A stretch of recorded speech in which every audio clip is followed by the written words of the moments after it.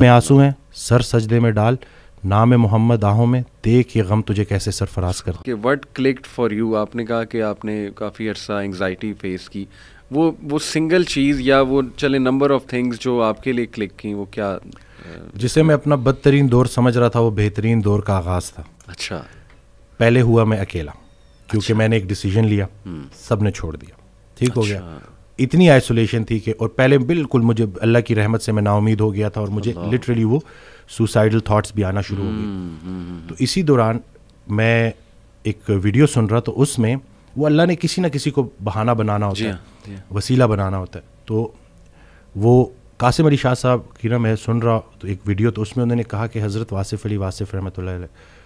تو میں نے ویسے ہی نا میں نے سرچ کیا، تو پہلی ویڈیو جو سامنے آئی وہ تھی غم.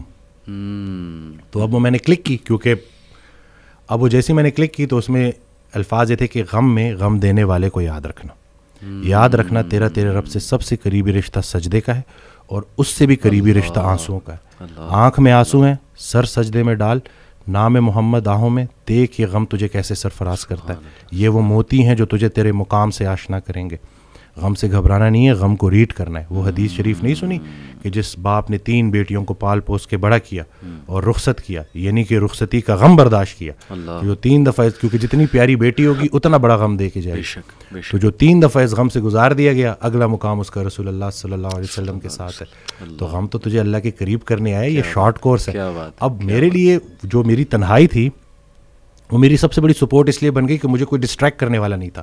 پھر میں نے اور سنا، پھر میں نے اور لوگوں کو سنا، پھر میں نے اسی طرح سے یوتھ کلب، اسی طرح سے طٰہٰ ابن جلیل، سارا اکثر جب وہ جو تھا جو لاسٹ جو ہمارا ہوا تھا تو اس میں نے انہی کی سنی باتیں انہی کو سنا رہا تھا. تو بس دیکھیں نا کہیں سے بھی اگر، اور ان سے بھی جب پوچھتے تھے نا جیسے کہ آپ کے لیے ہم کیا کریں، تو انہوں نے کہا کہ میرا یہ پیغام لوگوں تک پہنچاؤ کہ یہ جو ہم عمل سے خالی ہو گئے ہیں نا، وہ علم جو عمل سے خالی رہ جائے اس کا بھی پوچھا جائے گا. صحیح بات. تو کرنے والے کام ہے، کر ڈالو. ہمارا سب سے بڑی خوش فہمی ہماری یہ ہے کہ ہمارے پاس ٹائم ہے. ہم انفارچونیٹلی آخری سانس کو موت سمجھتے ہیں. بچپن مر گیا، جوانی مر گئی. جوانی تو ہاتھوں سے ایسے نکل جاتی ہے جیسے مہندی کا رنگ، ٹھیک ہے. اور پھر جب آپ کو پتہ چلتا ہے تو آپ اس بڑھاپے میں ہو، اور اب آپ جب ماضی میں دیکھ رہے ہوتے ہو کہ کہیں میں اب کیا لے کے جا رہا ہوں اللہ کے پاس. تو یہی ہے کہ یہی وقت ہے.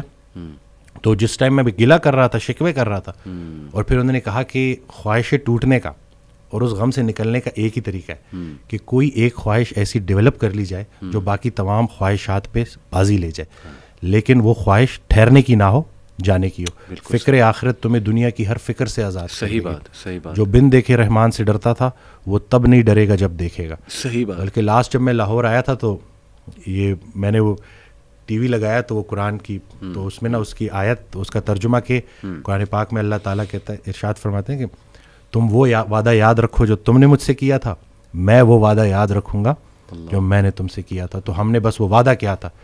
نماز بھی تو اللہ کی یاد ہے نا. صحیح صحیح. تو اور پھر دوسرا یہ کہ یکسوئی، کہ جب آپ کا نا یکسوئی نصیب ہو جائے، ایک ہی آپ ڈائریکشن میں چلنا شروع ہو جاؤ. محبت کیا ہے؟ محبت ادھر ادھر دیکھنا نہیں ہے، ایک ہی ڈائریکشن میں دیکھنا. بالکل صحیح. تو جب آپ کی ڈائریکشن اللہ کی طرف ہو جائے نا، پھر اٹھنا بیٹھنا ہر چیز، اور ویسے ہی اللہ تعالیٰ آپ کو مشکل سے نکال لیتا ہے. اور ڈاکٹر صاحب آئی تھنک یہ جو سینٹینس ہے نا جو آپ نے بولا تھا کہ اللہ سنبھال لے گا، بالکل ultimately you have to leave everything to Allah.